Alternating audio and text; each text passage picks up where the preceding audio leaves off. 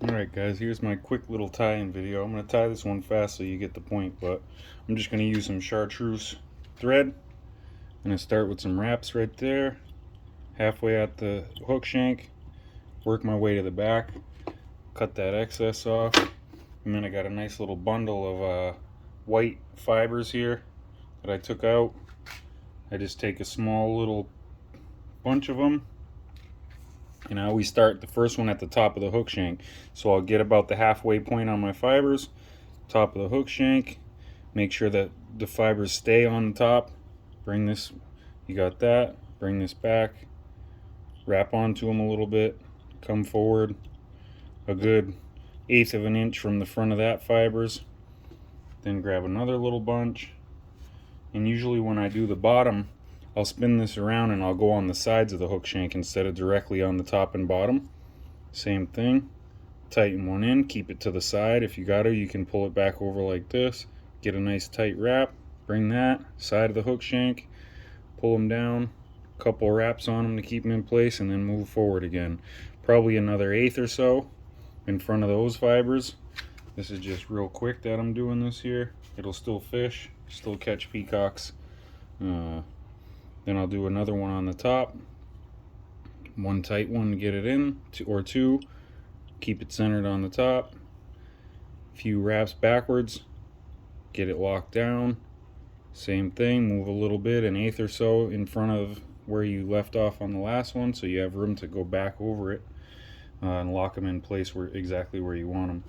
And then just keep doing the same pattern. I'll go, these little amounts either side, lock it in place on that side, make sure it's pulled to that side of it, go here, come on this side, lock them in, pull them where I want them, move back forward. Then when I get near the front right here, this ain't far enough yet, do one more on the top, straight on the top there, wrap them, make sure they stay right up top in the middle, 1 or 2 wraps, pull it backwards, get 1 or 2 wraps on them to keep them in place. And then when I get right up to the top here, that's when I tie in my eyes. This one I'm going to use some yellow dumbbell eyes. I don't know if you can see that. Put them right on the top of the hook shank, a couple wraps to get them there, make sure they're straight, or wrap around this side. They're kind of crooked. I'm just trying to tie this one fast as I can. Tighten them right down. I'll always look at the front of the fly just to make sure they're straight and square. Then I'll start doing the loops this way. Get a bunch of them in there.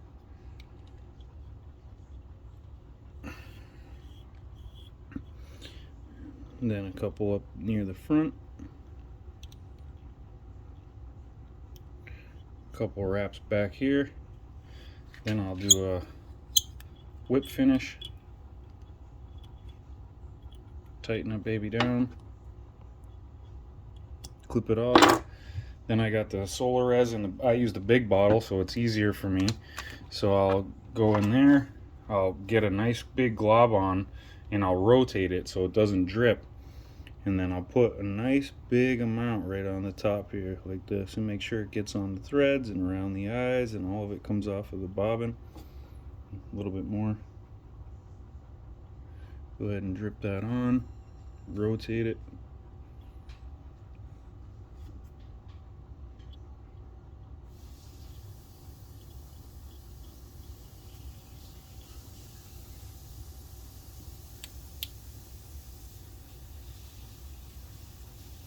Hit it with the light. A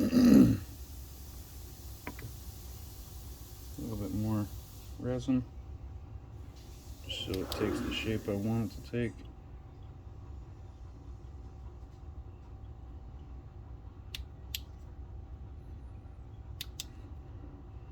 Tiny bit more on the bottom.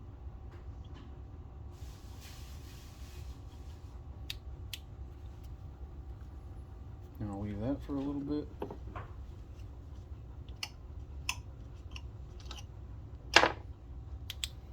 That's good for that for now.